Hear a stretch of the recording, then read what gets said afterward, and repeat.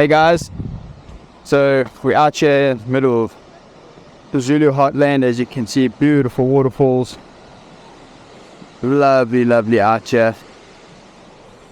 We're out here with Suzuki, busy testing their new V-Strom, their DL1050DE. First impressions, the bike is a lot taller and it does make the bike feel a lot more aggressive. New gearing and everything it makes it feel a lot more punchier as well. So keep an eye out. Let's see what the rest of the day gives us.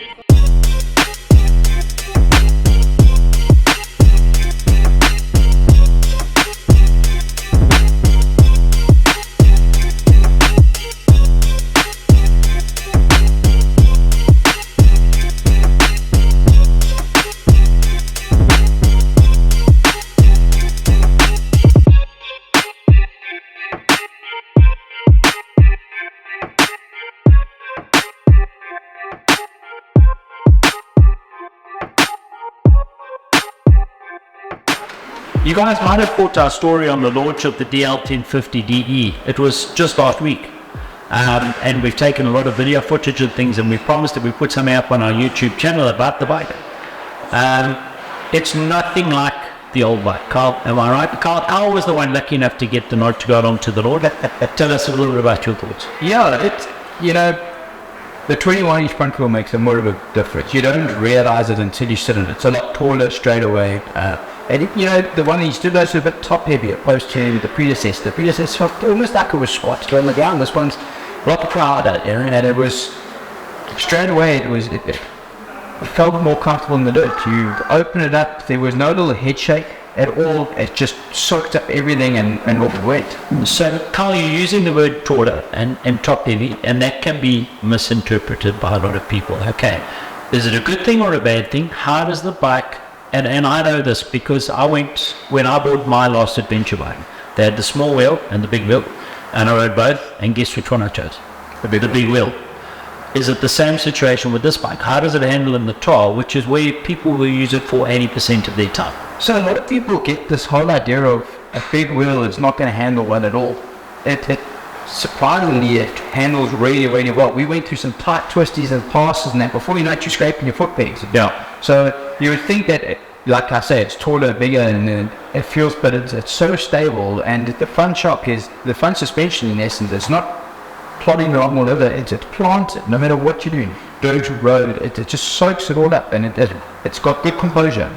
And the extra height will also come from the extra bit of suspension that it's got. It's got 10 mils extra on the front and 9 on the rear. So that helps. So Chris, basically Suzuki, listen, when they launched their first one, I think you guys sent me a little survey saying, what else would you like on this bike? And I think they've ticked most of the boxes. Yeah, definitely. I mean, from jumping the predecessor, there was definitely a few times where you bottomed out and everything. And yes, it had a lot of Ks. I mean, it's been ridden by all of us. And jumping this, I was blown away straight away, but at how well the quick the rebound was, etc. like that. So there was not once where I actually hit and I was like, whoa, that was a hard thud. Never. It worked. It did everything just fine. Chris, can I ask you just briefly, what were the updates over the previous model? So the most noticeable ones, 21-inch front wheel, obviously you discussed that. The up and down quick shift button, which is fantastic. It's now got gravel mode. You're not allowed to say it's fantastic because you work for Suzuki.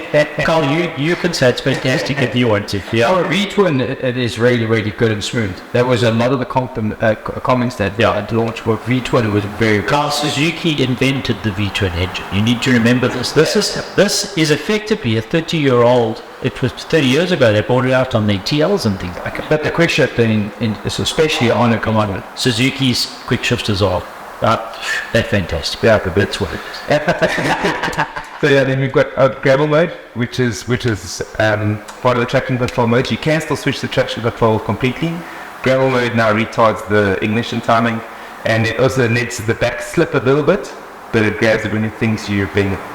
So you're being reckless. Yes. So Carl, you in the story you'll see Carl said we tried the gravel mode very briefly, but for an inexperienced rider, it's a great safety feature. It is a good feature, and we keep hopping on about it. I mean, look what happened to Sean. He thought, let me take the rider aids off, and there he was on his backside because he fell off. Yeah. you become very complacent when it's on, because it's always doing the job underneath you and you're not aware of it. You turn it off, then suddenly it's an eyeball, you know. So in the small bit I did play with it, you can go around the corners, you can still slide it heavily, you can still look the parts already. However, coming from a more enduro background, you want to just have that little bit more where it's not absolutely white. So that's right, okay, things for both. Yeah, one switch off and on. Then my favorite one is the ABS off on the rear. Because now you can slide that back in. The ABS stays on the front, which is perfect. You want that on the front, but on the back, we can now switch it off on the back. And then you still got two ABS modes, the intermediate and the more intrusive one. Brilliant. And the one thing I picked up when a story was, you do all your settings for you as a rider and the bike remembers it. You turn it off, you turn it back on. It's only the ABS that re-engages, and that's purely for safety. Yeah. Well, it's also a nice thing, because every morning you get on some other bikes and you turn it on, right, next 5 minutes, boom, boom, 100%, and off you go. And having said that, the way you can use the controls on the bike, it's very easy. Mode, what do you want to select? I want to select that, and I'm going to 1, 2, 3, or whatever it might be. It's easy to use a unit thing. Brilliant. Can I ask a question? I knew I was going to ask. Obviously on your launch, very tight, twisty turns and that, what kind of top end did you see on the bike? I'll be lying, you're asking the wrong person. I think the fastest I was about 160. I'm not talking about in the dirt. Even how fast does the bike go? You know what I mean? 160 in the dirt, well, he's an experienced rider. We don't recommend.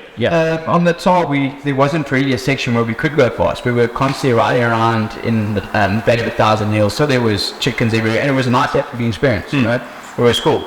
To say what the top speed was, I'd be lying. I'll be lying for about over 130 k's an hour. Okay, now I know someone who took it to the Samoa Hill Club.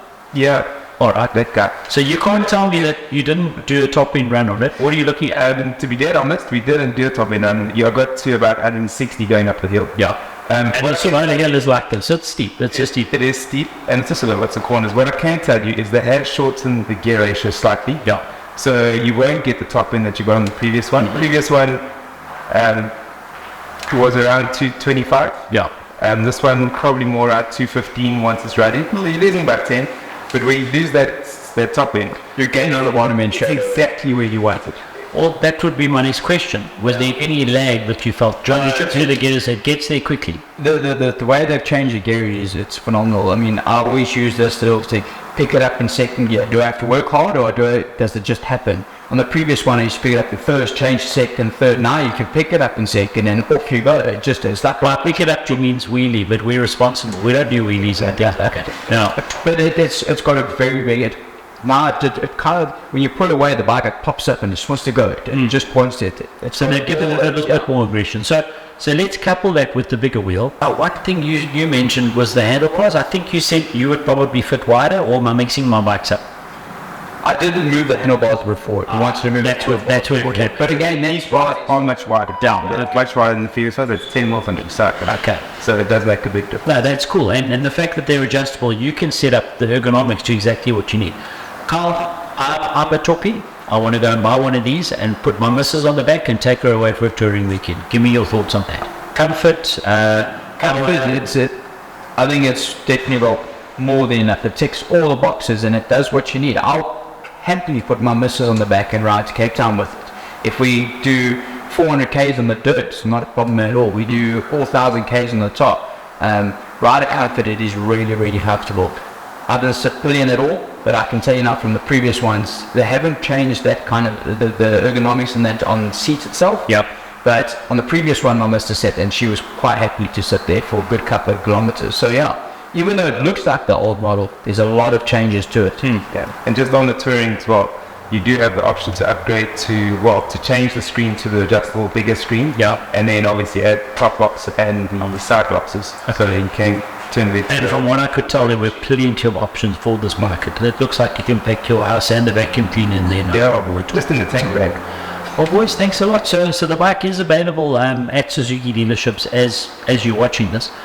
Or you can go onto the Suzuki website, the SuzukiMotorcycles.co.za, and they'll direct you to the dealership you're after. How much are we in for a bike like this? So standard as it is here, we're going to look at 259. 259. So just on 260 grand. That seems like very good value from me. Yes, and then there is the option of the touring pack, which is the panniers, top box, the tank bag, heated grips. And that will be about extra 30 grand on top of it. So at just under 300,000, you can have a full-on touring machine. There we go. And you can take off on holiday, go and visit Namibia. Sounds like a good deal. So that's the new Suzuki. They've got lots of new models coming in at the moment. In fact, there's quite a lot of manufacturers landing new stuff. It's exciting times in the Baobab industry. Thanks for that. He keeps telling me how nice the launch was while I was sitting at home answering telephones and making coffee. But someone said, guys, get your dealership, get your Suzuki dealer, go and say how's it, tell them we sent you, and go and have a look at the bike.